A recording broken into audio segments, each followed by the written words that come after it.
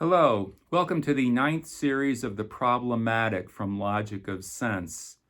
This chapter follows directly upon the end of the last chapter on structure, where Deleuze was describing how series are comprised of singularities. So he starts off in this chapter by talking about the nature of singularities in a fairly poetic fashion. He lists several qualities of what singularities are, what they do. For instance, he says they can be inflection points or turning points. This is where change can occur at the level of singularities. And he says, like, for instance, the boiling point of water is a singularity. 1 minute, 1 second it's not boiling, it reaches a point and it starts to boil. That is a singularity. He'll bring it into the personal. In the last chapter on structure, everything was talking about very general things like language and knowledge, but he'll in his description of singularities, he'll talk about the point of tears, the point of joy, point of tears, point of joy, point of hope and anxiety, sickness and health. So he's very much bringing this back to the personal level. In regards to singularities as inflection points, this reveals the structure of this book again, because this chapter doesn't follow directly into the next chapter, which is the series of the ideal game, which talks about gaming and goes into a different direction. But rather, this chapter connects directly to series 15, which is the series of singularities, and goes even further into describing the sort of metaphysical and ontological nature of singularities. And so he starts off this chapter with the question, what is the ideal event? And he doesn't mean ideal in how we normally think of the word ideal as like the best possible event or whatever. He's meaning ideal in terms of ideas, because in this chapter he'll directly, this is a direct attempt to overturn Platonism again, because he'll say that he wants to replace the Platonic essences with events, and events that have what he calls a jet of singularities. So this is the background of this is he's saying that ideas, all events are ideas. So with jets of singularities, intuitively we understand singularities to be a unique occurrence, and that's sort of getting his philosophy of difference over Plato's looking at things as corresponding in a way similar to the ideal form. That's what the essences are. This couch I'm sitting on, in Plato's philosophy, there is an ideal couch somewhere in a transcendental level, and this couch has some of that essence. So Deleuze will say he wants to reverse Platonism and change essences to events, which are singularities. So the answer to his initial question, what is the ideal event? He'll say it's a singularity or a set of singularities. Events are ideational singularities which all communicate in the same event with a capital E. So this is kind of a way of saying that there are events within an event.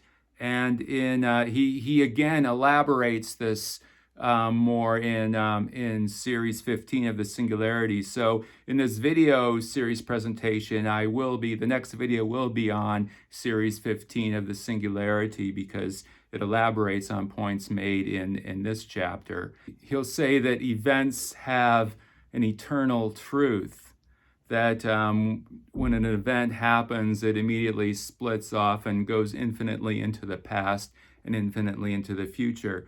So an example of that might be, I have a concert bookings coming up for a group called Praxis at the end of August. So this was an event. This is an event. It exists as an idea right now. planning to make this happen. And we can see how it went back into time, and you can look at everything that went into that will make this event possible, the formation of Praxis, and the people that came together to form the group Praxis, etc. And the event of the Praxis concert will continue on into the future. It'll affect in some small way. The actual moment it occurs in a space-time realization of a state of affairs, the moments of the concerts, he'll say it's the distinction between events and accidents, without really explaining what he means by accident. He then shifts into, he says that the mode of the event is problematic. And he's saying it's incorrect to say there are problematic events, but rather events bear upon problems, that events describe problems and their conditions will provide a genesis for solutions. We might see an event and not see any kind of how it could be a problem, because the solution is much more obvious than the problem. A problem is determined by the singularities which describe its conditions. And you'll say something that I've heard many times in terms of engineering, which is that it seems, therefore, that a problem always finds the solutions it merits. And what I've always heard in engineering terms is that the way to find the solution to a problem is by describing the problem. The description of all the conditions of a problem will begin a genesis of the solution to the problem. He talks about ideas as being of the nature of the problematic in his previous book, Difference and Repetition. There's a whole section on that in that book. And he'll bring in the Neoplatonic philosopher Proclus and also Immanuel Kant to kind of back up his assertions here. This leads Deleuze to say that the relationship between mathematics and man must be looked at in a new way. Rather, instead of mathematics being a way to measure human properties, it really is better looked at as finding solutions to problematic events. And then he jumps into his examples of Lewis Carroll's recreational mathematics. And there's the first book he mentions by Carroll is called A Tangled Tale. And it's where Carroll is kind of giving human qualities to mathematical properties. I'll include in the description a link to a PDF of that book. It's 84 pages long. I haven't read it yet, but it's in the style of satire and parody. And so it looks at like human problems in terms of mathematics. And the second example he gives from Carroll is a small piece called The Dynamics of a Parti-cle. And the dynamics of a particle, but it's particle is hyphenated, the word particle, so it's PARTI-CLE. And I'll provide a link to that. That's online also. It's only one page, and it's very much worth reading. Deleuze says that in the dynamics of a particle, Carroll outlines a theory of series and of degrees of power of particles arranged in the series. And then he gives a very odd quote from that, which is, quote, LSD, a function of great value, ... Now, Carroll wrote this way before the drug LSD was ever conceived of or heard about. And the fact that Deleuze includes it here, I can only obviously refer to the drug, because if you look at where Carroll writes about it, it's, L stands for leader, and S is Saturday, and D is differential. So there's a little puzzle here. I would highly, and Deleuze is trying to write a book about everything in the late 60s, and it would be perhaps a little disingenuous to not mention LSD at that time. But even though the statement LSD, a function of great value, sounds very affirmative and advocating of LSD on its surface, I would hesitate to take it that way. For instance, he includes it in this chapter of the problematic. And the two sentences which follow this is, we can speak of events only in the context of the problem, whose conditions they determine. We can speak of events only as singularities deployed in a problematic field. So I think he's talking about the phenomena of LSD, and it's a little ambiguous, his view on it. He seems to be calling it problematic if you're looking at that as sort of a pun in the next two sentences. And also I will point out that in A Thousand Plateaus, the second major book by Deleuze and Guattari, which comes just a few years later, maybe 5 or 6 years later, and in that book, several times they emphasize sobriety. So it's a little bit tricky here, his mention of LSD. It is a little bit non sequitur. So it's one of those paradoxical things that makes you think. Speaking of Carroll's recreational mathematics, Deleuze quotes a passage from A Tangled Tale and follows that with, we shouldn't see this as simple allegory or a way of anthropomorphizing mathematics. And then he says, same with the celebrated passage from Sylvie and Bruno, which I really like a lot. He quotes, coincidence was walking with a little accident and they met an explanation.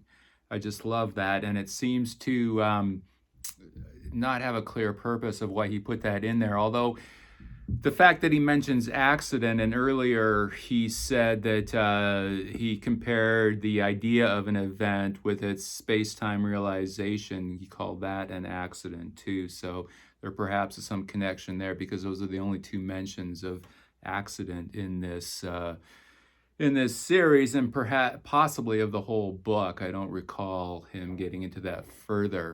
This is why an entire method of problems and solutions traverses Carroll's work, forming a scientific language of events and their realizations. That's a direct quote from this chapter.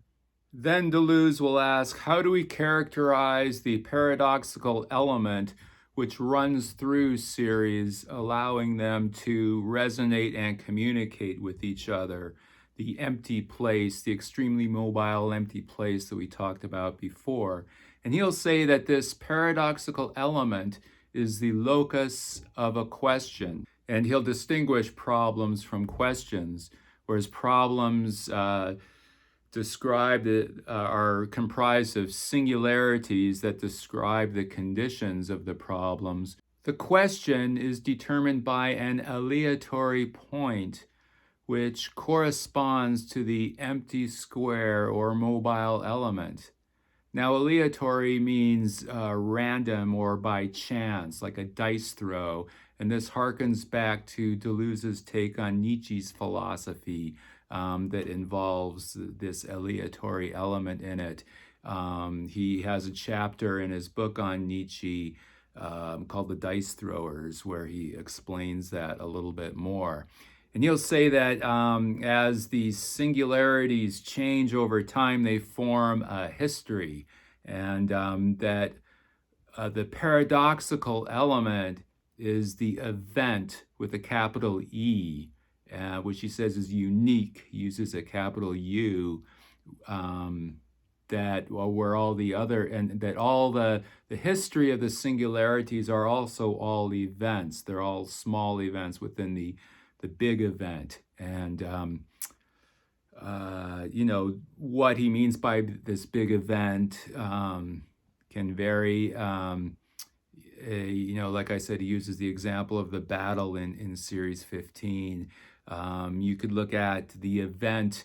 People sometimes look at their lifetime as an event, and event with a capital E, and all the things that go on within your life are these small events that communicate with each other within the context of the big event of your lifetime. Deleuze writes, later on, James Joyce will be able to give a sense through a method of questions and answers which doubles the problematic, the inquisitiveness, capital I, which grounds the problematic. And he uses the words later on to start this, and I'm not sure why he says that. This refers to a part of Ulysses, that section which is characterized by a series of questions and answers. And Deleuze mentioned not this exact thing, but he mentioned Ulysses back in chapter 6 on serialization. So it's puzzling to me why he uses later on, because it doesn't sort of come later on in the book. It already happened, and there's that question. And again, I'll remind you, as he's talking about the question as the locus of the paradoxical element, or the paradoxical element, excuse me, as the locus of a question. And I'll remind you that he starts this chapter 9, series 9, with a question, the question of what is the ideal event. So I think there's something there. He's again trying to demonstrate his philosophy through the structure of his book. The blank word we mentioned before, or the words we use to call the blank word, which circulates through this series, is enveloped in a question that circulates and is always displaced within the two series of the signifier and the signified. This blank word belongs to an element which is always removed from its proper place, proper resemblance, and proper identity, and is enveloped in a fundamental question which is displaced with it. For instance, what is the snark? This paradoxical element has a singular being, an objective, the word objective is in quotes, which corresponds to the question without ever answering it. So earlier I briefly mentioned a coincidence, and I had a coincidence regarding this series. I happen to have Thomas Pynchon's book, Against the Day, out, and I glanced at the first line, and the first line of that book says, "Now single up all lines," with an exclamation point at the end. And this could easily refer to this series. You could hear Deleuze almost saying, "Now singularities up all lines," or all series. And with that, we'll see you next time.